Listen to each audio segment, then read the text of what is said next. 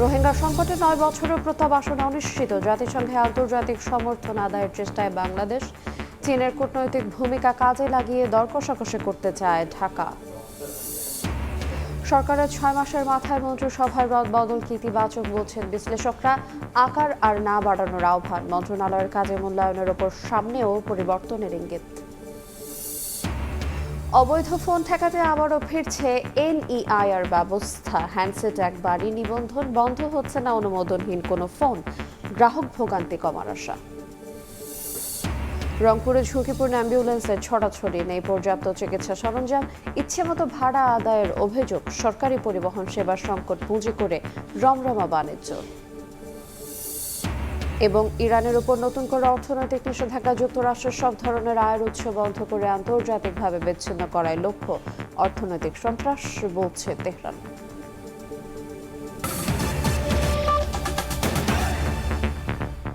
দেখছিলেন শিরোনাম। সকালের সময়ের সঙ্গে আছি এরিনা আয়াত।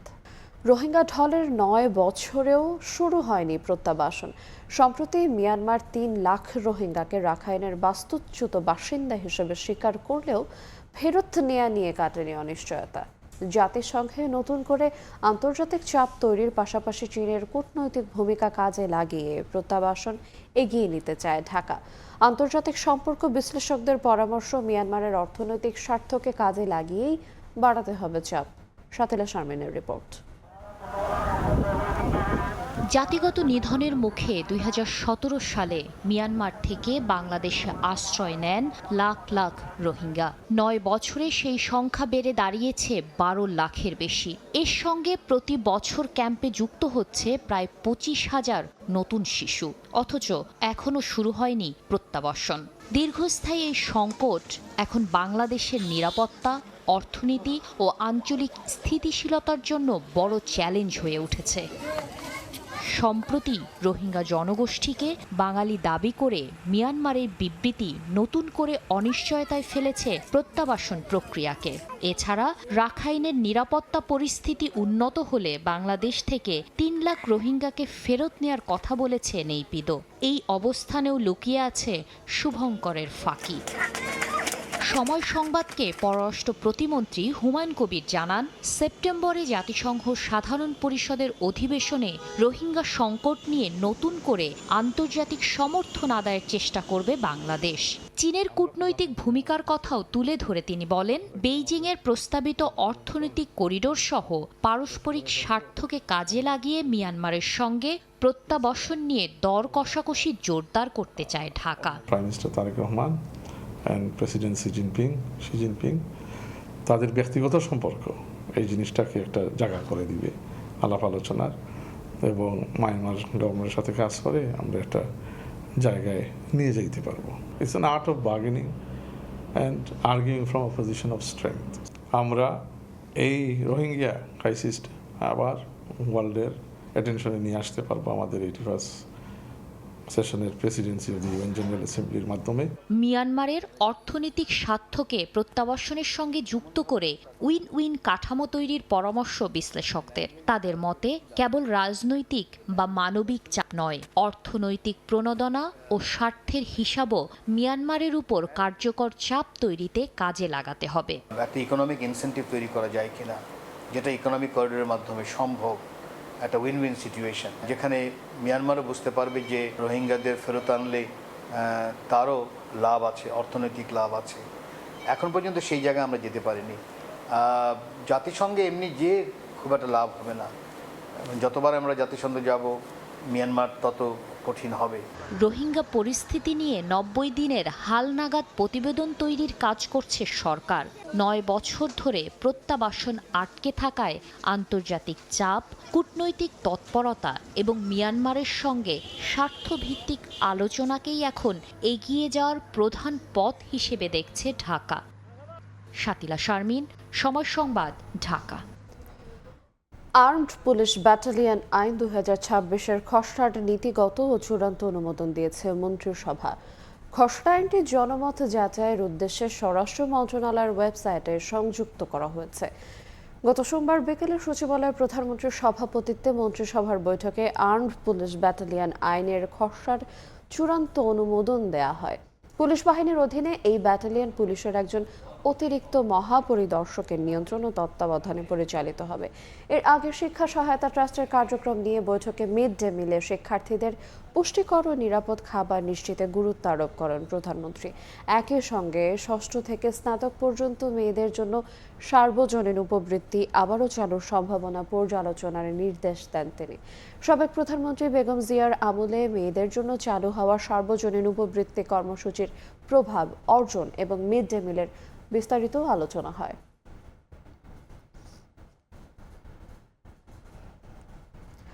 সরকারের 180 দিনের মাথায় মন্ত্রিসভায় রদবদলকে ইতিবাচক হিসেবে দেখছেন রাজনৈতিক বিশ্লেষকরা। তবে মন্ত্রিসভার আকার আর না বড় করার আহ্বান জানিয়েছেন তারা। সেই সঙ্গে কাজের স্বচ্ছতা নিশ্চিতে মন্ত্রণালয়ের কর্মকর্তাদের কার্যক্রমের স্বচ্ছতা নিশ্চিত করতে হবে। এদিকে মন্ত্রণালয়ের কার্যক্রমের মূল্যায়নের ওপর সামনেও মন্ত্রিসভায় রদবদলের ইঙ্গিত দিচ্ছেন নীতি নির্ধারকেরা। নূরে আলমের রিপোর্ট।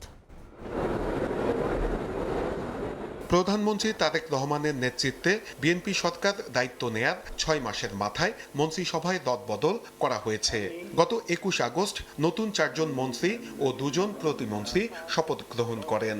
এর মধ্যে তথ্য সম্প্রচার মন্ত্রণালয়ে মন্ত্রী পরিবর্তন করা হয়েছে। আর বিএনপির সাবেক মহাসচিব এবং স্থানীয় সরকার মন্ত্রী মির্জা ফখরুল ইসলাম আলমগীর রাষ্ট্রপতি হওয়ায় এই মন্ত্রণালয়ের দায়িত্ব পেয়েছেন বিএনপির স্থায়ী কমিটির সদস্য ডক্টর আব্দুল মঈন খান। সরকারের পক্ষ থেকে বলা হচ্ছে মন্ত্রিসভায় সংযোজন বিয়োজন ধারাবাহিক কাজ। একটা রুটিন ওয়ার্ক, প্রায় এটা হয়ে থাকে, রদবদল হয়। পারফরমেন্স দেখে উনি অনেক সময় রিসাপল করেন, মন্ত্রিসভা পুনর্গঠনও করতে পারেন, সেটা এখতিয়ার প্রধান। এদিকে এই পরিবর্তনের পরে মন্ত্রিসভার সদস্য সংখ্যা এখন 51 জন। মন্ত্রিসভার বাইরে প্রধানমন্ত্রীর উপদেষ্টা আছেন 11 জন।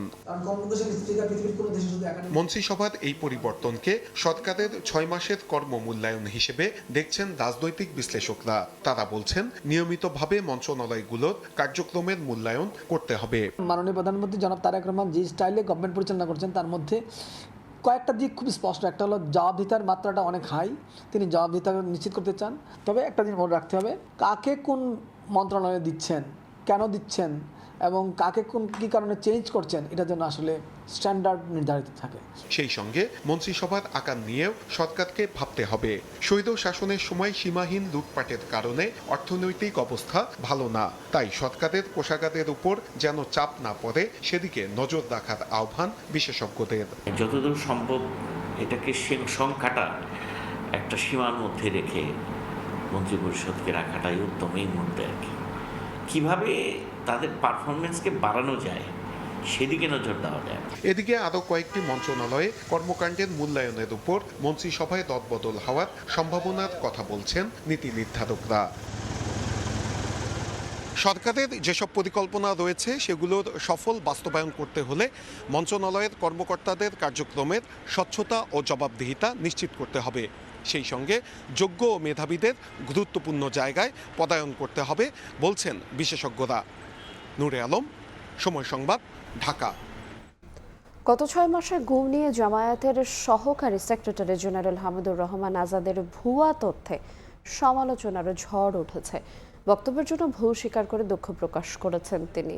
এই অবস্থায় বিরোধী দলের দায়িত্বশীলতা ও আত্মবিশ্বাসে ঘাটতি দেখছেন বিশ্লেষকরা। এমন ঘটনা ভবিষ্যতে জামায়াতের বিশ্বাসযোগ্যতার জায়গাকে সংকুচিত করতে পারে বলেও মত তাদের। 512 জন গুম হয়েছে, এই ঘটনা কিন্তু প্রকাশিত হয়েছে। তাহলে এখনো যে দেশে গুম হচ্ছে, খুন হচ্ছে, লুটতরাজ হচ্ছে, চুরি ডাকাতি হচ্ছে, এই আইনশৃঙ্খলা ভয়াবহ পরিণতি এগুলো আছে। গত 23 আগস্ট 11 দলীয় ঐক্যের বৈঠক শেষে জামায়াত ইসলামীর সহকারী সেক্রেটারি জেনারেল হামিদুর রহমান আজাদ সাংবাদিকদের বলেন, গত 6 মাসে দেশে গুমের ঘটনা ঘটেছে 512টি। গণমাধ্যম ও সামাজিক যোগাযোগ মাধ্যমে এই বক্তব্য ছড়িয়ে পড়লে ওঠে সমালোচনার ঝড়। সুনির্দিষ্ট কোনো তথ্যসূত্র ছাড়াই এমন দাবির সত্যতা নিয়ে প্রশ্ন তোলে গণমাধ্যম ব্যক্তিত্ব ও রাজনৈতিক প্রতিপক্ষরা। সমালোচনার মুখে পড়ে নিজের ভেরিফাইড ফেসবুক পেজে বিষয়টি নিয়ে দুঃখ প্রকাশ করেন হামিদুর রহমান আজাদ। অনিচ্ছাকৃত সংখ্যা ও শব্দগত ভুলের কথা স্বীকার করেন তিনি। ক্ষমা চেয়ে তার এই পোস্টের কমেন্ট বক্সেও সমালোচনার ঝড়। অনেকেই লেখেন, দায়িত্বশীল জায়গা থেকে কোনো মন্তব্যের আগে আরও সচেতন থাকা জরুরি। প্রশ্ন থেকে যায়, তথ্যগত ভুল কি প্রতিপক্ষকে চাপে ফেলার কৌশল নাকি তথ্যগত যাচাই বাছাইয়ের ভুল? বিশ্লেষকরা বলছেন কোনো রাজনৈতিক দল মানবাধিকার লঙ্ঘনের মতো স্পর্শকাতর বিষয়ে তথ্য যাচাই ছাড়াই পরিসংখ্যান তুলে ধরলে তা জনমনে বিভ্রান্তি ছড়ায়। তারা বলছেন প্রধান বিরোধী দলের শীর্ষস্থানীয় জায়গা থেকে এ ধরনের মন্তব্য দলটির আত্মবিশ্বাসের ঘাটতিকেই ইঙ্গিত করে। একই সঙ্গে তা রাজনৈতিক শিষ্টাচার পরিপন্থী বলেও মত এই বিশ্লেষকের। এজ এ বিরোধী দল হিসেবে খুবই কনফিডেন্সের সমস্যায় ভুগছে, তারপরে কনফিডেন্ট তো ল্যাক অফ কনফিডেন্স তো আছেই, on the other hand confused. তাদের কি করা দরকার সেই জায়গাটাতে তারা বারবার হোঁচটকাচ্ছে, মুখ ফসকে এসব কথা বলছেন, কিন্তু ওনাদের বোঝা উচিত যে ওনারা নামের শেষে ইসলামী কথাটা লাগান। যখন তারা এই কথাটা বলেন তখন মানুষ কিন্তু ওইটা দিয়ে বিচার করে থাকে। দুঃখ প্রকাশ ইতিবাচক পদক্ষেপ হলেও যাচাইহীন বক্তব্য ভবিষ্যতে দলটির বিশ্বাসযোগ্যতার জায়গাকে সংকুচিত করতে পারে বলেও অভিমত বিশ্লেষকদের। মিথ্যা দিয়ে কখনো অন্যকে ডুবানো যায় না, ওনাদের নিজেদের ক্ষতি ওনারা নিজেরাই করলেন এটা করার মাধ্যমে, তাদের যে রাজনৈতিক ইমেজের ক্ষতি করলেন আর কি। বিএনপিকে আপনি অ্যাটাক করতে চান তা আপনি অন্য কথা বলেন, তার অন্য ব্যর্থতার কথা বলেন, তার পলিসি ফেইলিউরের কথা বলেন। গুমের সংস্কৃতির পুনরাবৃত্তি ঠেকাতে সরকার, রাজনৈতিক দল ও সব পক্ষের আন্তরিকতা প্রয়োজন বলেও মনে করেন বিশেষজ্ঞরা। সামদানি প্রত্যয়, সময় সংবাদ, ঢাকা। মাগুরায় 8 বছরের শিশু আসিয়া ধর্ষণ ও হত্যা মামলায় হাইকোর্টের রায় আজ। রায় ঘোষণা করবেন বিচারপতি ভীষ্মদেব চক্রবর্তী ও বিচারপতি KM রাশেদুজ্জামান রাজার সমন্বয়ে গঠিত হাইকোর্ট বেঞ্চ সোমবার আসামি হিটু শেখের ডেথ রেফারেন্স ও আপিলের শুনানি শেষে রায়ের জন্য মঙ্গলবার দিন ধার্য করেন হাইকোর্ট বেঞ্চ। 2025 সালের মার্চে শিশু আসিয়া ধর্ষণ ও হত্যার শিকার হয়। 17 মে প্রধান আসামি হিটু শেখকে মৃত্যুদণ্ড এবং অন্য 3 জনকে খালাস দেন মাগুরার নারী ও শিশু নির্যাতন দমন tribunal.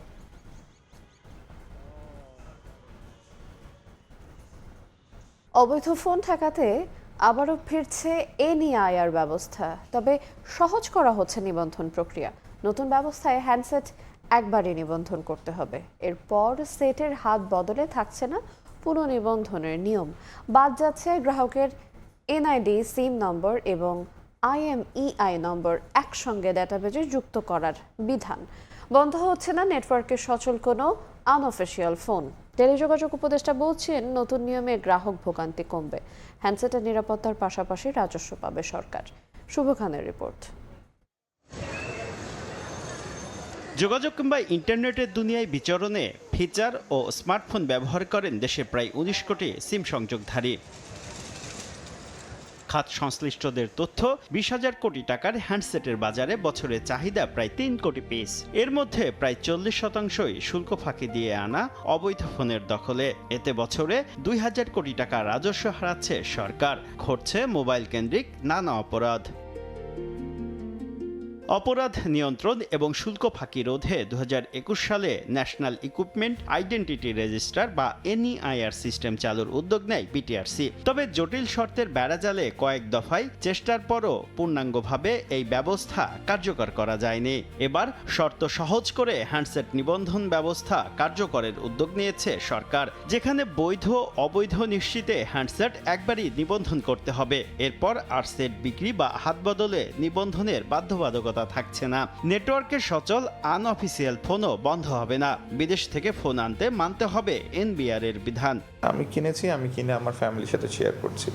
So we want to ensure যে আমরা NEIR ইমপ্লিমেন্টেশন যখন করব, কোনো ফ্যামিলি, কোনো বন্ধু বান্ধব, কোনো বাবা মা কিংবা ভাই বোন, এই ট্রান্সফারগুলোতে যেন কোনো প্রবলেম না হয়। বাদ যাচ্ছে গ্রাহকের জাতীয় পরিচয়পত্র, সিম নম্বর এবং IMEI নম্বর একসঙ্গে ডাটাবেজে যুক্ত করার বিদ্যমান বিধানও।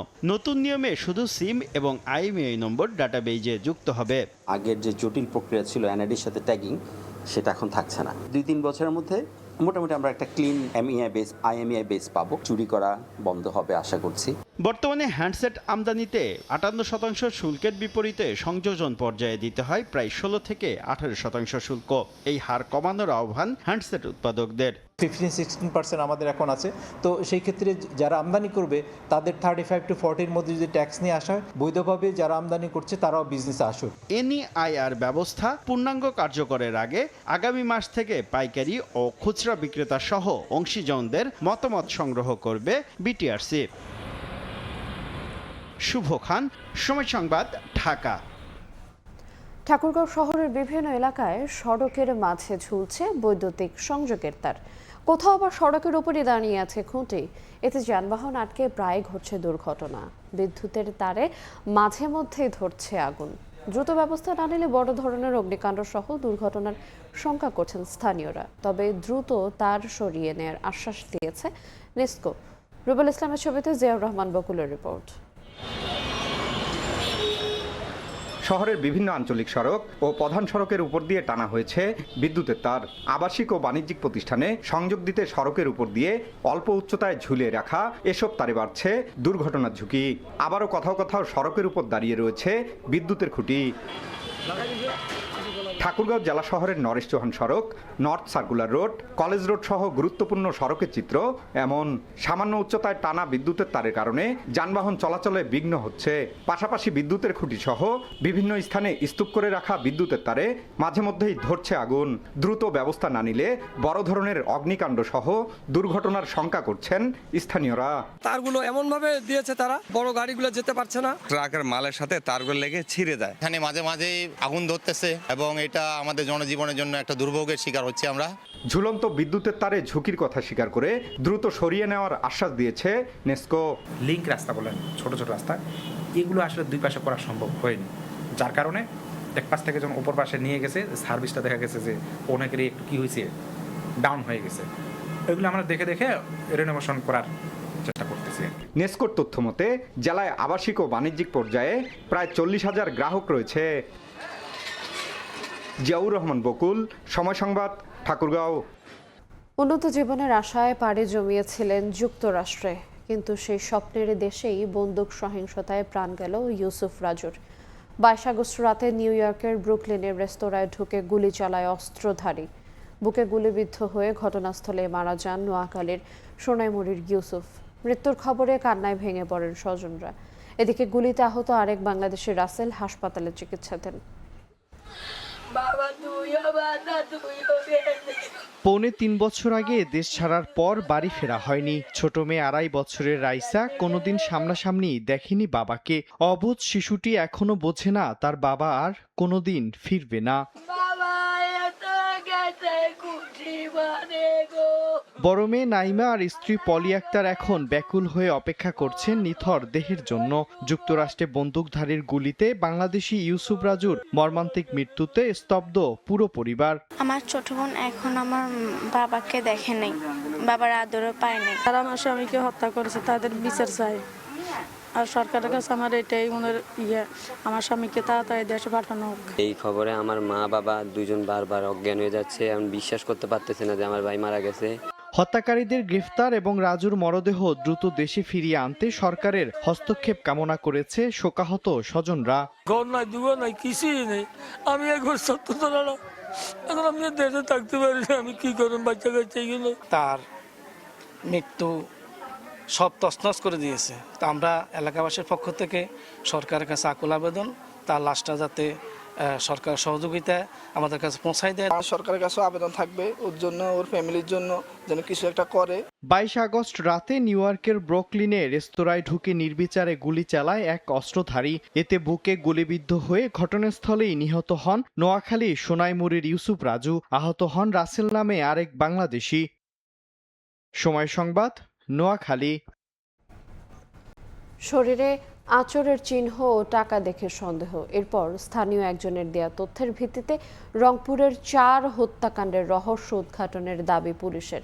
গ্রেফতার 2 যুবক সিদ্ধার্থ ও মুগ্ধ 164 ধারায় স্বীকারোক্তিমূলক জবানবন্দিও দিয়েছেন। তবে তাদের অতীতে কোনো অপরাধের রেকর্ড না থাকায় শুধু মাদক সেবনের কথা গোপন রাখতে 4 জনকে হত্যার পুলিশের বর্ণনা নিয়ে উঠেছে নানা প্রশ্ন। হত্যাকাণ্ডের প্রকৃত রহস্য উন্মোচন ও দৃষ্টান্তমূলক শাস্তির দাবিতে আন্দোলনে নেমেছেন শিক্ষক শিক্ষার্থী সহ বিভিন্ন সংগঠন। শাকিল মাহমুদের ছবিতে নাজমুল ইসলাম নিশাতের রিপোর্ট। পুলিশের তথ্যমতে 21 ও 22 অক্টোবর দিনভর শিক্ষক গণপতি চক্রবর্তীর মরদেহ পড়েছিল নগরীর মাছুয়াপাড়া এলাকায় নিজের দ্বিতল বাড়ির ছাদে, অথচ আশপাশে রয়েছে একাধিক তিনতলা ভবন। প্রশ্ন উঠেছে 2 দিনেও কারো চোখে কেন পড়ল না মরদেহ। স্থানীয়দের ভাষ্য, সিদ্ধার্থ ও মুগ্ধকে দেখে এমন ভয়াবহ হত্যাকাণ্ডের সঙ্গে জড়িত থাকার কথা কল্পনা করা কঠিন। ঘটনা রাতে গণপতি চক্রবর্তীর বাড়িতে বিদ্যুৎ না থাকার কথাও শুনেছেন অনেকেই। পরে শোনা গেল যে কারেন্টও নাই। পরে রাত 1টা কি 2টার দিকে মিস্ত্রি ডাকে নিয়ে এসে পোলে ঠিক করলো। ওরা বলে দেখছিল ওই মাস্টার কয় এখানে সবারই বাসায় কারেন্ট আছে, আমাদের বাসায় কেন কারেন্ট নেই। ওরা বাইরে যাইতো, লাইট অফ করিয়ে যেত। আমরা এটাই ভাবছি যে হয়তো কোথাও বেড়াইতে গেছে। যে দুটা ছেলে কীভাবে 4টা মানুষকে একের পর এক ফোন করে ফেললো, এর পিছনে কোনো কারো হাত আছে কিনা বা এর পিছনেও কোনো গডফাদার আছে কিনা, আমার কাছে এটা একটা সন্দিহান ব্যাপারটা। পুলিশ বলছে হত্যাকাণ্ডের পরও নিজ বাড়িতেই ছিলেন সিদ্ধার্থ। তার শরীরে আঁচড়ের চিহ্ন, টাকা দেখে স্থানীয় এক ব্যক্তির সন্দেহ হয়। সেই তথ্যের ভিত্তিতে সিদ্ধার্থকে গ্রেফতার করা হয়। পরে তার দেয়া তথ্য অনুযায়ী গ্রেফতার করা হয় মুগ্ধকে। তাদের ট্রেস করতে বলতে তারা তো একদম সংলগ্ন বাড়িতেই ছিল, তার বাড়ি, কিন্তু ওই রাতে তারা ওই বাড়িতে ছিল না, তার পাশের আর একটা বাড়িতে ঘুমাচ্ছিল। তাদের পরিবারের সদস্যদের নিয়ে ওই বাড়ি থেকে আমরা প্রথমে একজনকে আটক করি, আর দ্বিতীয়জন পালিয়ে গিয়েছিল, তাকে আমরা পরবর্তীতে চেস করে। তবে পুলিশের এই ব্যাখ্যায় সন্তুষ্ট নন বিভিন্ন সংগঠন, শিক্ষক ও শিক্ষার্থীরা। প্রকৃত রহস্য উন্মোচন ও দোষীদের দৃষ্টান্তমূলক শাস্তির দাবিতে চলছে টানা আন্দোলন। আমাদের কাছে মনে হচ্ছে যে এটা নানান অন্য ভিন্ন খাতগুলোকে খতিয়ে দেখবার আছে। বাড়ির পাশে যে নির্মাণাধীন বাড়ি ছিল সেখানে কিন্তু তাদের ইয়াবা সেবনের জন্য সেই জায়গাটি অনেক নিরাপদ ছিল, তাহলে তারা কিন্তু আবার পুনরায় প্রাচীর টপকিয়ে কিন্তু এই বাড়িতে আসতো না। একদম শেষ পর্যন্ত এর সঠিক বিচার চাইতেই থাকবো। টানা 2 দিন ফোনে না পেয়ে 22 আগস্ট রাতে গণপতি চক্রবর্তীর স্বজনরা বাড়িতে এসে ডাকাডাকি করেন। সারা না পেয়ে খবর দেন পুলিশকে। পরে ঘরের ভেতর থেকে শিক্ষক গণপতি চক্রবর্তী, তার স্ত্রী প্রীতিলতা, কন্যা প্রার্থী ও শিশু প্রিয়মের মরদেহ উদ্ধার করা হয়। রংপুরের 4 হত্যাকাণ্ডের ঘটনায় সিদ্ধার্থ ও মুগ্ধ আদালতে 164 ধারায় স্বীকারোক্তিমূলক জবানবন্দি দিয়েছে। নাজমুল ইসলাম নিশাত, সময় সংবাদ, রংপুর। লক্কর ছক্কর মাইক্রোবাসকে বানানো হয়েছে অ্যাম্বুলেন্স। রংপুর বিভাগে এমনই ঝুঁকিপূর্ণ অ্যাম্বুলেন্সের ছড়াছড়ি, নেই পর্যাপ্ত চিকিৎসা সরঞ্জাম, এমনকি নির্ধারিত ভাড়াও। রোগীর অসহায়ত্বকে পুঁজি করে চলছে এক ধরনের জরুরি সেবা বাণিজ্য। বিশেষজ্ঞরা বলছেন বেসরকারি অ্যাম্বুলেন্স চলাচলে প্রয়োজন শক্ত নীতিমালা। শাকিল মাহমুদের ছবিতে নাজমুল ইসলাম নিশাতের রিপোর্ট। রংপুর নগরীর ডিসিমোর এলাকায় এই অ্যাম্বুলেন্সটি হঠাৎ করেই বন্ধ হয়ে যায়। ভেতরে ডেঙ্গু জ্বরে আক্রান্ত রোগীকে দ্রুত রংপুর মেডিকেল কলেজ হাসপাতালে রেফার করেছেন সুন্দরগঞ্জ উপজেলা স্বাস্থ্য কমপ্লেক্সের দায়িত্বরত চিকিৎসক। স্বজনরা জানান 40 কিলোমিটার পথে অন্তত 3 বার অ্যাম্বুলেন্সটি বন্ধ হয়ে যায়। এখানে আমার 1.5 ঘন্টার মতো লাগলো। আমার তো রুগী তো সিরিয়াস রুগী, আমার তো সুন্দরগঞ্জ মেডিকেলে কইছে এখানে আমরা চিকিৎসা হবে না, আমরা রংপুরে নেন। তো এমন গাড়ি পেলাম, ভ্যানের থাকলেও গাড়ি খারাপ। আমাদের এত দ্রুত রুগী, সে রুগী নিয়ে আমাদের 55 বার এখানে এসে আমরা দাঁড়ায় গেলাম। তো এটা কি অ্যাম্বুলেন্স বলে? ভাড়া তো মারতেছি ভাই এটা দিয়ে, কিন্তু হঠাৎ যে আসি গাড়ি ডিস্টার্ব হবে, ওটা কেমন করে বলবো। কার্যকর নীতিমালা না থাকায় এমন ঝুঁকিপূর্ণ লক্কর ঝক্কর মাইক্রোবাসকে কোনো রকমে বানানো হয়েছে অ্যাম্বুলেন্স। অধিকাংশ গাড়িতেই নেই অক্সিজেন সিলিন্ডার, স্ট্রেচার বা জীবন রক্ষাকারী পর্যাপ্ত সরঞ্জাম। এমনকি ভাড়াও নির্ধারণ করেন অ্যাম্বুলেন্স মালিকরা নিজেই। রংপুর বিভাগের সরকারি অ্যাম্বুলেন্সের সংখ্যা 136টি, এর মধ্যে সচল মাত্র 85টি। বিশেষজ্ঞরা বলছেন সরকারি অ্যাম্বুলেন্সের সংকটকে কাজে লাগিয়ে দেদারসে চলছে অনুমোদনহীন এসব বাহন। এজন্য প্রয়োজন শক্ত নীতিমালা। জাতীয় বা আন্তর্জাতিকভাবে জনসংখ্যা অনুযায়ী রোগী পরিবহনের জন্য অ্যাম্বুলেন্সে একটা অনুপাত আছে, সেটা দেখার জন্য খালি তারা অ্যাম্বুলেন্স নামধারী কিছু সাইনবোর্ডধারী গাড়িকেই তারা অ্যাম্বুলেন্স হিসেবে নথিভুক্ত করতেছে। তবে স্বাস্থ্য বিভাগের কর্মকর্তা জানালেন নীতিমালা প্রণয়নে সরকারের উচ্চ পর্যায়ে উদ্যোগ নিতে হবে। সরকারিভাবে একটা নীতিমালা তৈরি হোক, যাতে গ্রামের সাধারণ মানুষ ভোগান্তির শিকার না হয়, তাদেরকে যেন জিম্মি না করা হয়। আর আমরাও এটা নিয়ে কথা বলছি, আমরা বিভাগীয় পর্যায়ে যারা কর্তা ব্যক্তি আছেন, প্রশাসনের ব্যক্তি যারা আছেন, তাদের নিয়ে আমরা আলোচনা করছি। লক্কর ঝক্কর অবৈধ অ্যাম্বুলেন্স বন্ধে 2025 সালে বিআরটিএ অ্যাম্বুলেন্স সার্ভিস নীতিমালা খসড়া করা হলেও আলোর মুখ দেখেনি। নাজমুল ইসলাম নিশাত, সময় সংবাদ, রংপুর। এদিকে 3 বছর ধরে বন্ধ দিনাজপুরের বিরাম উপজেলার স্বাস্থ্য কমপ্লেক্সের অপারেশন থিয়েটার। এর সঙ্গে রয়েছে তীব্র চিকিৎসক সংকট। ভেঙে পড়েছে স্বাস্থ্য সেবা। বাধ্য হয়ে দরিদ্র রোগীরা ছুটছেন বেসরকারি ক্লিনিক কিংবা জেলা সদর হাসপাতালে। এতে খরচ ও সময় লাগছে দ্বিগুণ। শফিকুল ইসলাম শফিকের তথ্য এবং মোহাম্মদ আমির হামজার ছবিতে রিপোর্ট। পড়ে আছে অপারেশন থিয়েটারের সরঞ্জাম, জমেছে ধুলোর আস্তরণ। জেলা সদর থেকে প্রায় 60 কিলোমিটার দক্ষিণে বিরামপুর উপজেলা স্বাস্থ্য কমপ্লেক্স। নানা সুযোগ সুবিধা থাকার কথা থাকলেও বর্তমানে রয়েছে প্রয়োজনীয় লোকবলের অভাব। পাশাপাশি আধুনিক যন্ত্রপাতি ও লাইটিং ব্যবস্থা থাকলেও 2023 সাল থেকে বন্ধ সব ধরনের অপারেশন। সেখানে ঝুলছে তালা, এতে চিকিৎসা নিতে গিয়ে উল্টো ভোগান্তি রোগী ও স্বজনদের। ডাক্তার ছাড়া নার্সরা কোনো চিকিৎসা দিতে পারছে না, এমন সমস্যা হয়ে যাচ্ছে যে রোগী সিরিয়াস হয়ে যাচ্ছে। যদি এখানে অপারেশনের ব্যবস্থা হতো, যে মেয়েগুলা নর্মালে বাচ্চা হচ্ছে না, গরিব মানুষ সেগুলা যদি এখানে সিজারে হইতো তাহলে সুবিধা হতো। একটা সরকারের কাছে আমাদের নিবেদন, যেখানে আরো অতিরিক্ত কিছু ডাক্তার দিলে আমাদের সুবিধা হতো। পুরো লেবার ওয়ার্ডটা আমাদেরকে 4 জন দিয়ে ম্যানেজ করতে হয়। পরিচ্ছন্ন কর্মী নাই, আমাদের ওয়ার্ড বয় সংকট, আমাদের আয়া সংকট, আর এরা ছাড়া তো হসপিটাল পরিষ্কার রাখাও সম্ভব হয় না।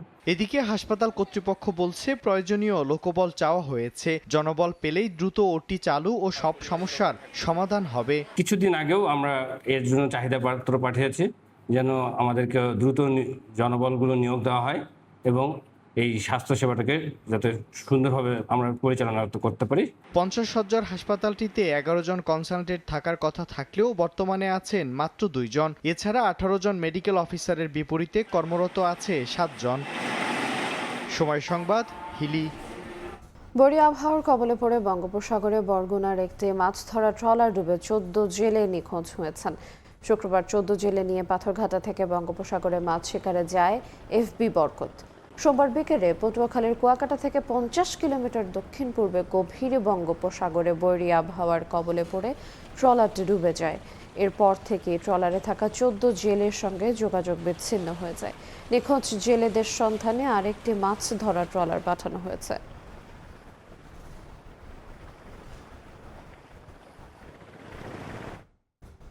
নির্মাণে ব্যয় হয়েছে প্রায় 75 লাখ টাকা, অথচ উদ্বোধনের পর 2 মাসও টিকল না বরিশালের একটি সড়ক। এর মধ্যেই রাস্তার বিভিন্ন অংশ থেকে উঠে যাচ্ছে পিচ ও পাথর, তৈরি হয়েছে গর্ত।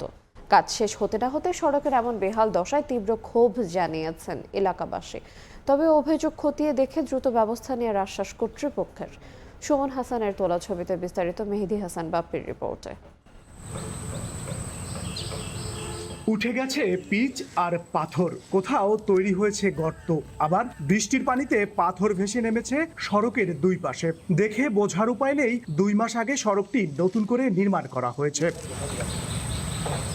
বরিশালের উজিরপুর উপজেলার হাট্টা ইউনিয়নের নয়াকান্দি ফুটব্রিজ থেকে দক্ষিণ সাতলা পর্যন্ত প্রায় 2.5 কিলোমিটার সড়কের বেহাল দশা, যা নির্মাণে ব্যয় হয়েছে 75 লাখ টাকা। স্থানীয়দের অভিযোগ, সড়কটি নির্মাণের পর ভারী কোনো যানবাহন না চললেও অল্প দিনে সড়কটির 1/3 করুণ দশা। ঢালাই দেওয়ার সাথে সাথে ঢালাই উঠে যেতেছে, জায়গায় জায়গায় গর্ত হইতেছে। ঠিক আছে, তারা বেশি ভালো কাজ এই রাস্তায় করে নাই। মাঝপথে ভাঙ্গা তারা কাজ করে নাই।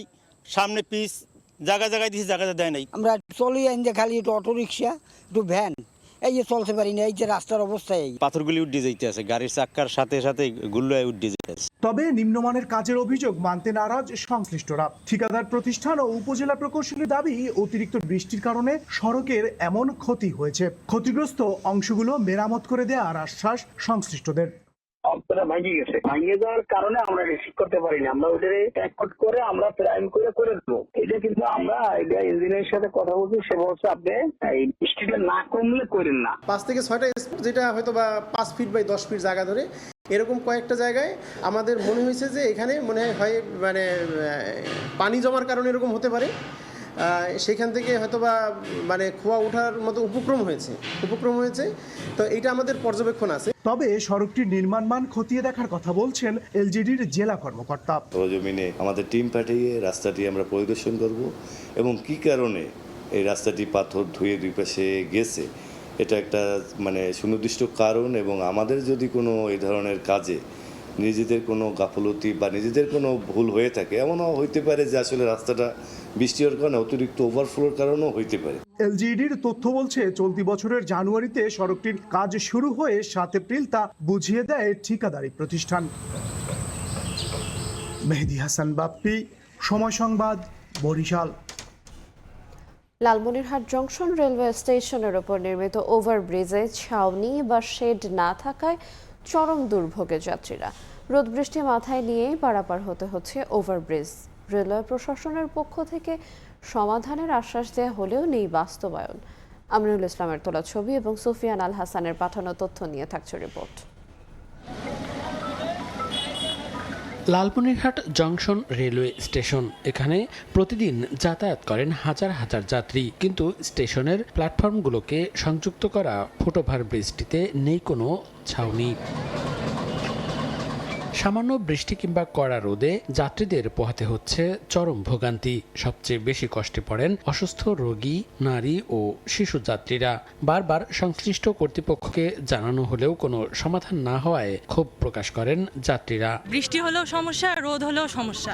প্রত্যেকদিন রোদের কারণে দেখা যায় অবস্থা খুবই খারাপ হয়ে যায়। এমনিতেই তাপদাহ, তারপরে মনে করেন যে ছাউনি নেই। যাত্রীদের সহজে যাতায়াতের জন্য এই ছাদটা দেওয়া আসলে খুবই প্রয়োজন। সরকার যেন এটার উপর একটা ছাউনির ব্যবস্থা তাড়াতাড়ি করে। তবে ছাউনি নির্মাণের জন্য প্রয়োজনীয় ব্যবস্থা নেওয়ার আশ্বাস রেলওয়ে কর্তৃপক্ষের। সংশ্লিষ্ট বাজেট না পাওয়ার কারণে মূলত কাজটা ডিলে হয়েছে, তবে আশা করতেছি কাজটা হবে, দ্রুতই হবে। ব্রিটিশ আমলে নির্মিত ছাউনিবিহীন ওভারব্রিজটি 467 ফুট দীর্ঘ ও 6 ফুট চওড়া লোহা ও কংক্রিটের তৈরি। সময় সংবাদ, লালমনিরহাট। বন্যা ও খরা মোকাবেলা করে আমনাবাদের শেষ সময়ে চারা লাগানোর ব্যস্ত কুড়িগ্রাম চরাঞ্চলের কৃষকরা। বর্ষা মৌসুমে বৃষ্টির দেখা না মেলায় বাড়তি খরচে সেচ ও বেশি দামে সার কিনে আমনাবাদ শুরু করেছেন তারা। তেলসহ কৃষি উপকরণের দাম কমানো ও ধানের দাম বৃদ্ধি না করা হলে ক্ষতির মুখে পড়বেন বলছেন কৃষকরা। বাদশা সৈকতের তথ্য, জামিল মিয়ার ছবিতে রিপোর্ট।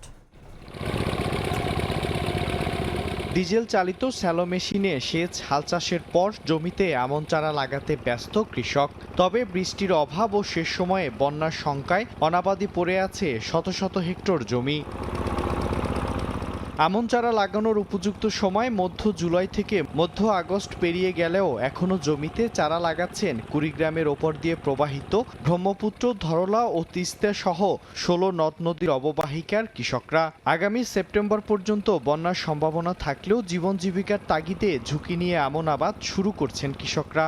বন্যা হলে এই জমির মধ্যে কোনো কিছু হবে না। সারের দাম বেশি, তেলের দাম বেশি, ধানের তো দামে নেই। সরকার যদি কিছু করতো, হত্তকের ব্যবস্থা করতো, তাই আমাদের ভালো হইতো। কৃষকরা জানান, বাজারে উচ্চ মূল্যে সার, তেল, কীটনাশক সহ অন্যান্য কৃষি উপকরণ কিনে চাষাবাদ করলেও বাজারে ধানের উপযুক্ত মূল্য না পেয়ে ক্ষতিগ্রস্ত হচ্ছেন তারা। এজন্য কৃষকদের টিকিয়ে রাখতে ভর্তুকি ও উৎপাদন খরচ সমন্বয় করে ধানের ন্যায্য মূল্য নির্ধারণ করার দাবি তাদের। টাকা পয়সা সব গুণের ধ্বংস, আর সার তো পাওয়া যাচ্ছে না, সারের দাম অনেক বাড়তি। সরকারের কাছে আমার দাবি, জিনিসের দাম কমে দিবে, ধানের দাম বাড়ে দিবে, আমার লাভ হবে। সরকার যদি চাইতো তো কৃষকের একটু কিছু করতে পারতো। এদিকে জলবায়ু প্রভাবে বর্ষায় বৃষ্টির দেখা না মেলায় বিকল্প সেচের মাধ্যমে আমন আবাদের লক্ষ্যমাত্রা অর্জনের কথা জানায় কৃষি বিভাগ। নিজস্ব ব্যবস্থাপনায় বা বিডিসি সহ অন্যান্য যে বরেন্দ্র আছে তাদের মাধ্যমে তারা তাদের জমিতে সেচের মাধ্যমে তাদের ধান রোপণ কার্যক্রম সহ অন্যান্য কার্যক্রম পরিচালনা করছেন এবং আমরা তাদেরকে উপজেলা কৃষি অফিস সহ অন্যান্য মাঠ পর্যায়ে যারা আছেন তারা সার্বিক সহযোগিতা এবং পরামর্শ প্রদান করছে তাদের ফসল উৎপাদনের ক্ষেত্রে। চলতি মৌসুমে জেলায় 1,21,600 হেক্টর জমিতে আমন আবাদের লক্ষ্যমাত্রা নির্ধারণ করা হলেও এখন পর্যন্ত অর্জন হয়েছে 1,15,000 হেক্টর।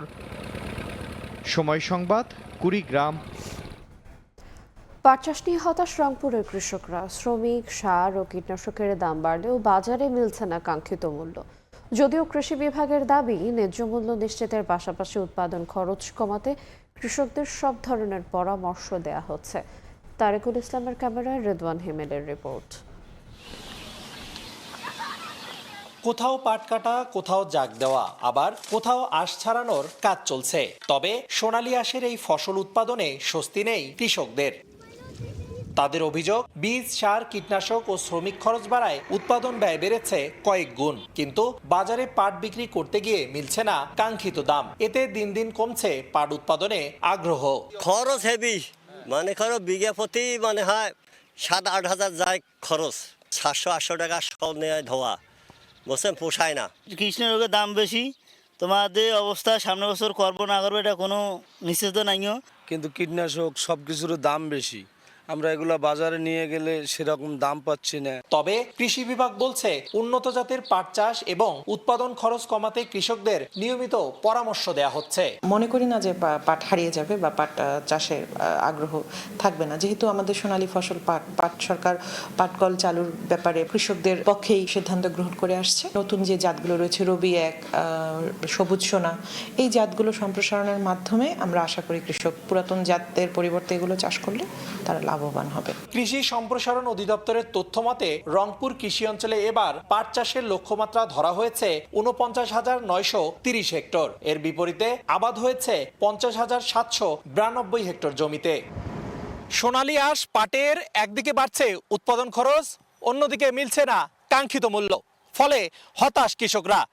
ন্যায্য মূল্য নিশ্চিত করা না গেলে এই আবাদে আগ্রহ আরও কমতে পারে, এমনটাই মনে করছেন সংশ্লিষ্টরা।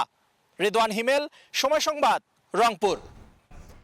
গাইবান্ধায় ধান চাল সংগ্রহের নির্ধারিত সময়সীমা শেষ হবার আগে কার্যক্রম বন্ধ করে দিয়েছে জেলা খাদ্য বিভাগ। এতে সরকারি গুদামে ধান বিক্রি করতে না পেরে বিপাকে কৃষকরা। বাধ্য হয়ে স্থানীয় বাজারে ভরিয়া ও পাইকারদের কাছে কম দামে ধান বিক্রি করতে হচ্ছে তাদের। তবে জেলা খাদ্য বিভাগ বলছে ঊর্ধ্বতন কর্তৃপক্ষের নির্দেশে বন্ধ রাখা হয়েছে ধান সংগ্রহ। সোহেল রানার তোলা ছবি নিয়ে বিপ্লব ইসলামের রিপোর্ট। খাদ্য গুদামের সামনে মাথায় হাত দিয়ে বসে কৃষক, কষ্ট করে ধান নিয়ে গিয়ে বিক্রি করতে পারেননি তিনি। সরকারিভাবে 25 মে থেকে শুরু হয়ে আগামী 31 আগস্ট পর্যন্ত ধান চাল সংগ্রহ করার কথা গাইবান্ধা জেলার খাদ্য গুদামগুলোর, কিন্তু গুদামগুলোতে ধারণ ক্ষমতা ফাঁকা থাকা সত্ত্বেও 9 আগস্ট থেকে ধান কেনা পুরোপুরি বন্ধ করে দিয়েছে কর্তৃপক্ষ।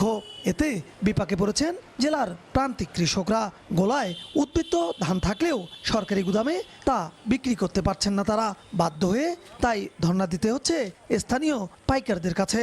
সরকারি সময় আছে কিন্তু ধান নিচ্ছে না তো। কৃষকেরা অনেক ধান মনে করে নিচ্ছিল, নিয়ে মনে করেন ব্যাগ গেল। নেওয়া যাবে না, কেনাকাটা বন্ধ। সময় আছে কেন, ভ্যান এলাক সাত করে আমি বাড়ি নিয়ে যাতে ভাড়া দিয়ে দিছি। গোডাউনের অফিসারদের সঙ্গে যোগাযোগ করতে আসছিলাম এবং ধান নিয়েছিলাম আজকে, যে আমার 200 বস্তা ধান আছে স্যার, আমার 200 বস্তা ধান নেন, আমি বাইরে বিক্রি করতে পারতেছি না। বাজারে বিক্রি করতে যায় আমার ধানের দাম অনলি 900 টাকা মন। এদিকে ঊর্ধ্বতন কর্মকর্তাদের নির্দেশেই ধান সংগ্রহ বন্ধ রাখা হয়েছে, দাবি জেলা খাদ্য গুদাম কর্তৃপক্ষের। হঠাৎ করে আমাদের একটা নির্দেশনা আসছে যে ধান কেনা বন্ধ থাকবে। আমার এখানে লক্ষ্যমাত্রা ছিল 962 মেট্রিক টন, তো আমি 962 মেট্রিক টন কেনার পরেও অতিরিক্ত কিছু কিনেছি। শুধু গাইবান্ধা খাদ্য বিভাগ ধান কেনা বন্ধ করছে, আসলে কিন্তু তা না। এটা সারা বাংলাদেশে এই মুহূর্তে ধান কেনা বন্ধ আছে। সরকার যদি এটা আবার চালু করে বা আমাদের নির্দেশনা দেয়, আমরা নির্দেশনা মোতাবেক আবার ধান কেনা শুরু করবো। এটা নিয়ে আমাদের কোনো আপত্তির জায়গা নাই। এখন পর্যন্ত খাদ্য গুদামগুলোতে সংগ্রহ করা হয়েছে 14,396 মেট্রিক টন ধান, আর কৃষকদের কাছে উদ্বৃত্ত রয়েছে 98,000 মেট্রিক টন ধান। বিপ্লব ইসলাম, সময় সংবাদ, গাইবান্ধা। ইরানের উপর নতুন করে নজিরবিহীন অর্থনৈতিক নিষেধাজ্ঞা দিয়েছে যুক্তরাষ্ট্র। তেহরানের সব ধরনের আয়ের উৎস বন্ধ করে আন্তর্জাতিকভাবে বিচ্ছিন্ন করার লক্ষ্যে অপারেশন ইকোনমিক আউটকাস্ট নামে তেহরানের উপর নতুন পদক্ষেপ নিয়েছে ট্রাম্প প্রশাসন। নিষেধাজ্ঞার সহযোগিতা করা যে কোনো দেশকে যুদ্ধের পক্ষ হিসেবে বিবেচনার কথা জানিয়েছে ইরান। নিষেধাজ্ঞাকে অর্থনৈতিক সন্ত্রাস হিসেবে দেখছে ইরান। এদিকে যুদ্ধ বন্ধের প্রচেষ্টায় তেহরানে সফরে গেছেন পাকিস্তানের সেনাপ্রধান। ইরানের বিরুদ্ধে আরো কঠোর অর্থনৈতিক যুদ্ধ শুরু করেছে যুক্তরাষ্ট্র। ট্রাম্প প্রশাসনের নতুন নিষেধাজ্ঞার ঘোষণা দিয়ে মার্কিন অর্থমন্ত্রী স্কট বেজেন্ট বলেছেন, তেহরানকে টিকিয়ে রাখা প্রতিটি অর্থনৈতিক পথ বন্ধ করাই ওয়াশিংটনের লক্ষ্য। শুধু ইরান নয়, দেশটির সঙ্গে অর্থনৈতিক যোগাযোগ রাখা অন্য দেশ, ব্যাংক ও প্রতিষ্ঠানকেও ছাড় দেবে না যুক্তরাষ্ট্র। বেসেন্ট হুঁশিয়ারি দিয়ে বলেন, ইরানের অর্থনৈতিক কর্মকাণ্ডে জড়িত প্রতিষ্ঠানগুলোকে মার্কিন ডলার ব্যবস্থার বাইরে সরিয়ে দেয়া হবে। বিদেশে থাকা ইরানি ব্যাংকের কার্যক্রম বন্ধে দেশগুলোকে নির্দিষ্ট সময়সীমাও দেয়া হচ্ছে। এমনকি চলতি সপ্তাহের শেষ নাগাদ একটি বড় আর্থিক প্রতিষ্ঠানকে নিষেধাজ্ঞার আওতায় আনার ঘোষণা দিয়েছেন তিনি। ট্রাম্প এরই মধ্যে বিভিন্ন দেশের নেতাদের ফোন করে ইরানের সঙ্গে সম্পর্ক ছিন্ন করার আহ্বান জানাচ্ছেন। ওয়াশিংটনের এই অর্থনৈতিক চাপের জবাবে পাল্টা অবস্থান নিয়েছে তেহরান। ইরানের পার্লামেন্ট স্পিকার মোহাম্মদ বাগের গালিবাফ বলেছেন, যুক্তরাষ্ট্র ইরানের সঙ্গে বাণিজ্য করা দেশগুলোর উপর আরও চাপ প্রয়োগ করার মতো অর্থনৈতিক অবস্থানে নেই। আর ইরানের পররাষ্ট্র মন্ত্রণালয়ের মুখপাত্র ইসমাইল বাঘেই মার্কিন নিষেধাজ্ঞাকে অর্থনৈতিক সন্ত্রাস হিসেবে অভিহিত করে বলেছেন, এ ধরনের চাপ সাধারণ মানুষের উপরই বেশি প্রভাব ফেলে।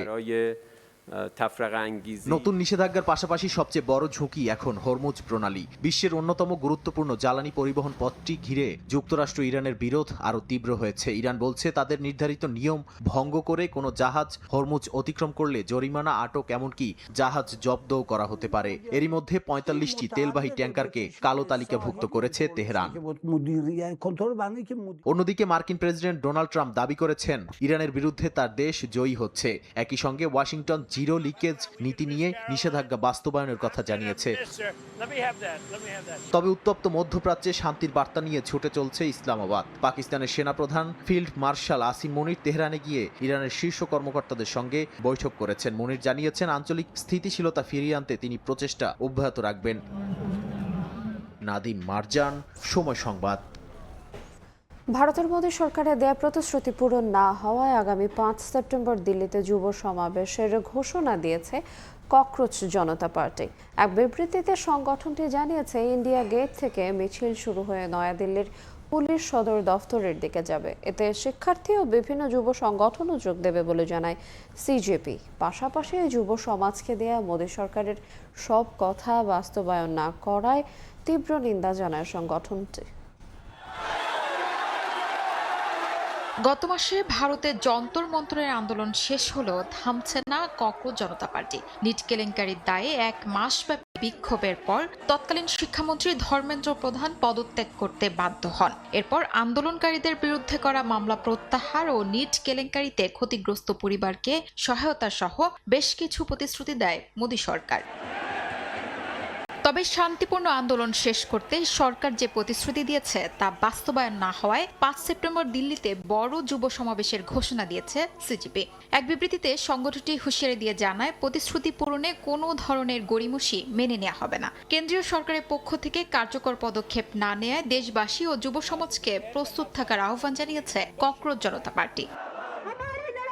এরই মধ্যে গত 15 আগস্ট স্বাধীনতা দিবস থেকে স্কুল ঠিক করো কর্মসূচি শুরু করেছে সিজেপি। স্কুলগুলোর পরিকাঠামো উন্নয়নের লক্ষ্যে মহারাষ্ট্রের হিঙ্গোলি জেলার পিম্পরি গ্রামে এই কর্মসূচির ঘোষণা দেন দলের নেতা অভিজিৎ দীপকে। পরে স্কুলে অনুমতি ছাড়া প্রবেশের অভিযোগে তার বিরুদ্ধে মামলা হয়। সব মিলিয়ে কেন্দ্রের প্রতিশ্রুতি বাস্তবায়ন ও শিক্ষা খাতের সংস্কারের দাবিতে নতুন করে আন্দোলনের প্রস্তুতি নিচ্ছে সিজেপি। শিউলি রোসা, সময় সংবাদ। যুক্তরাষ্ট্রের দক্ষ বিদেশি কর্মীদের H-1B ভিসার ফি $1 লাখ বেশি করার প্রস্তাব ট্রাম্প প্রশাসনের। নতুন প্রস্তাবে ফি দাঁড়াতে পারে $1,03,265। পাশাপাশি বিদেশি শিক্ষার্থী ও চাকরি হারানো H-1B কর্মীদের জন্যও কঠোর হচ্ছে নিয়ম। সবচেয়ে বড় প্রভাব পড়তে পারে ভারতীয়দের ওপর, কারণ ভারতীয় গণমাধ্যম এনডিটিভি বলছে, এই ভিসা সুবিধাভোগীদের 70% বেশি ভারতীয়। দিনে দিনে আরো কঠোর হচ্ছে মার্কিন ভিসা নীতি। এরই ধারাবাহিকতা এবার দক্ষ বিদেশি কর্মীদের জন্য H-1B ভিসার ফি $1 লাখ বেশি করার প্রস্তাব দিয়েছে ট্রাম্প প্রশাসন। মার্কিন ফেডারেল রেজিস্টারের তথ্য অনুযায়ী নতুন ফি হতে পারে $1,03,265। অথচ আগে এই ভিসার বিভিন্ন ফি ছিল সাধারণত $2,000 থেকে $5,000 মধ্যে। যুক্তরাষ্ট্রের প্রতিষ্ঠানগুলো বিশেষায়িত দক্ষতার বিদেশি কর্মী নিয়োগে এই ভিসা ব্যবহার করে। বছরে 65,000 সাধারণ এবং উচ্চতর ডিগ্রিধারীদের জন্য আরও 20,000 ভিসা দেয়া হয়। তবে নতুন ফি সবার জন্য প্রযোজ্য হবে না। যুক্তরাষ্ট্রে শিক্ষার্থী ভিসায় থাকা বিদেশিদের নতুন H-1B ভিসা এবং বর্তমান ভিসা নবায়নের ক্ষেত্রে এই ফি থাকবে না। এদিকে গত বছর একই ধরনের $1 লাখ ফি আরোপ করেছিল ট্রাম্প প্রশাসন। তবে চলতি বছরের জুনে একটি মার্কিন আদালত সেটিকে অবৈধ ঘোষণা করে। প্রশাসন সেই রায়ের বিরুদ্ধে আপিল করেছে। ব্যবসায়ী সংগঠন, কয়েকটি অঙ্গরাজ্য, শ্রমিক সংগঠন ও নিয়োগদাতাদের জোটও এই ফি নিয়ে আইনি চ্যালেঞ্জ জানিয়েছে। এর পাশাপাশি বিদেশি শিক্ষার্থীদের পড়াশোনা শেষে যুক্তরাষ্ট্রে কাজে সুযোগ দেওয়ার কর্মসূচিতেও বড় অঙ্কের ফি বসানোর উদ্যোগ রয়েছে। অভিবাসন বিষয়ক প্রতিষ্ঠান ফ্র্যাগোমেনের তথ্য অনুযায়ী কিছু আবেদনের ক্ষেত্রে $1 লাখ পর্যন্ত ফি প্রস্তাব করতে পারে মার্কিন অভ্যন্তরীণ নিরাপত্তা বিভাগ। নিয়মটি চূড়ান্ত হলে চাকরি শেষ হওয়ার পর দ্রুত যুক্তরাষ্ট্র ছাড়তে হতে পারে কর্মী ও তাদের নির্ভরশীলদের। এরই মধ্যে H-1B ভিসার নিবন্ধন কমেছে। গত বছর প্রায় 3,44,000 নিবন্ধন হয়, যা 2024 সালের তুলনায় 25% কম এবং 2023 সালের প্রায় 7,94,000 নিবন্ধনের অর্ধেকেরও কম। নতুন প্রস্তাব চূড়ান্ত হলে বিদেশি কর্মী নিয়োগের ব্যয় আরও বাড়বে, আর এর বড় প্রভাব পড়তে পারে ভারতীয়দের ওপর। এনডিটিভির প্রতিবেদনে বলা হয়, H-1B ভিসার সুবিধাভোগীদের 70% বেশি ভারতীয়। নাদিম মারজান, সময় সংবাদ। গ্রিসের কিট দ্বীপে অভিবাসন প্রত্যাশীদের চাপ সামলাতে 420 জনকে লেসবস ও সামোসে সরিয়ে নেওয়া হয়েছে। এর মধ্যে দেশটির লেসবস দ্বীপে 220 জন আর সামোসে নেওয়া হয়েছে আরও 200 জনকে। সেখানে পৌঁছানোর পর তাদের নির্ধারিত অভিবাসী কেন্দ্রে নেওয়া হয়। গ্রিসের অভিবাসন মন্ত্রণালয় জানিয়েছে, এই স্থানান্তরটি সাময়িক এবং সীমিত পরিসরে করা হচ্ছে। অভিবাসীদের পরিচয় শনাক্ত, যাচাই বাছাই ও সীমান্ত সংক্রান্ত প্রক্রিয়া সম্পন্ন করতেই তাদের সরানো হয়েছে বলেও জানানো হয়। একই সময়ে ক্রিট থেকে আরও অনেক অভিবাসীকে মূল ভূখণ্ডের বিভিন্ন কেন্দ্রে স্থানান্তর করা হয়েছে। জানাবো খেলার খবর। অস্ট্রেলিয়া থেকে বাংলাদেশ ফিরছে সম্মান নিয়ে। সিরিজ ড্র হলেও এই সফরে বাংলাদেশের প্রাপ্তির খাতায় আছে আরও অনেক কিছু, এমন মন্তব্য করেছেন বিসিবির প্রধান নির্বাচক হাবিবুল বাশার। সামনে লাল সবুজের আছে ব্যস্ত সূচি, ওয়ার্কলোড ম্যানেজ করে সেখানেও ভালো পারফরমেন্সের ধারাবাহিকতা রাখার প্রত্যাশা তার। অস্ট্রেলিয়া থেকে আরও জানাচ্ছেন তারেক হাসান শিমুল। ডারউইনে ঐতিহাসিক জয়, ম্যাকাইতে এসে পারফরমেন্সটা একেবারে ভিন্ন। কোথায় উন্নতি করার সুযোগ ছিল, কোথায় বাংলাদেশ দল পিছিয়ে গেল, সেই প্রশ্নগুলো রয়েছে, উত্তরটা জানবো। রয়েছেন আমাদের সঙ্গে প্রধান নির্বাচক হাবিবুল বাশার। আপনার কাছে কি মনে হয়েছে যে আর একটু ভালো করার বাংলাদেশের সুযোগ ছিল কিনা, কোন জায়গাটা আসলে পিছিয়ে গেল? কন্ডিশনটা একটু এক্সট্রিম ছিল আমাদের জন্য, ইভেন অস্ট্রেলিয়ানদের জন্য কিন্তু কন্ডিশনটা অত সহজ ছিল না। আমাদের সেটাই সবচেয়ে বেশি প্রভাব ফেলেছে এই মাকাই টেস্ট ম্যাচে। দারুণে খুব ভালো ক্রিকেট খেলেছিলাম, এখানেও কিন্তু বল হাতে দারুণ করেছি। জাস্ট ব্যাটিংয়ে হয়তো আমরা একটু বেটার পারফরমেন্স করতে পারতাম। আমার মনে হয় না যে আমরা খুব খারাপ খেলেছি। আই থিঙ্ক টেস্ট ম্যাচে আর একটু বেশি, আমরা যদি ফার্স্ট ইনিংসে যদি 150 রান করতে পারতাম, এই টেস্ট ম্যাচের রেজাল্টটা হয়তো ভিন্ন কিছু হতে পারত। বাংলাদেশ ব্যাক করবে দেশে, কি নিয়ে যাচ্ছে আপনার কাছে মনে হয়? I think respect, definitely.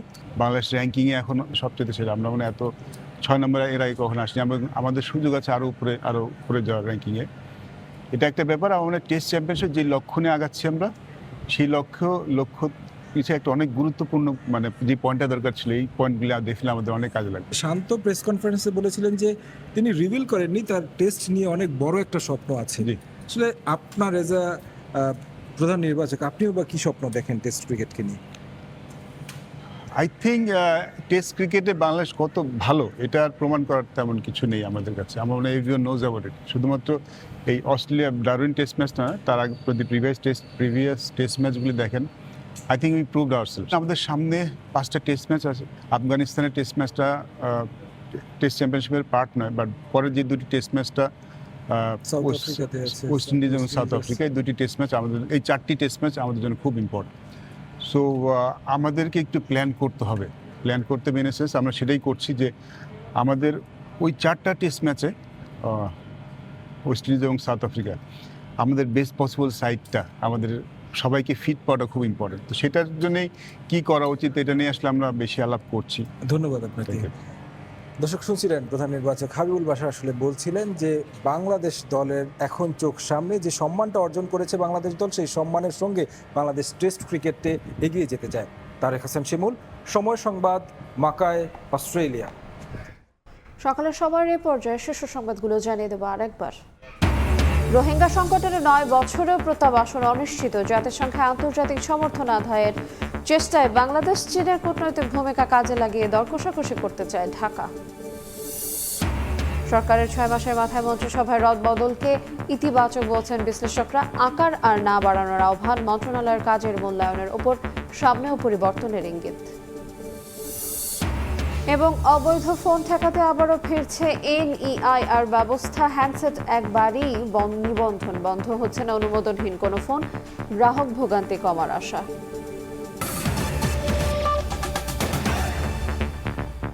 এই ছিল সকালের সময়। এরপর আন্তর্জাতিক সময় নিয়ে সঙ্গে থাকবেন সহকর্মী মালিহা সুপ্রাবর্তী। আরিন, আপনাকে ধন্যবাদ। আন্তর্জাতিক সময় নিয়ে আসছি কিছুক্ষণ পরে, সঙ্গে থাকুন সময়।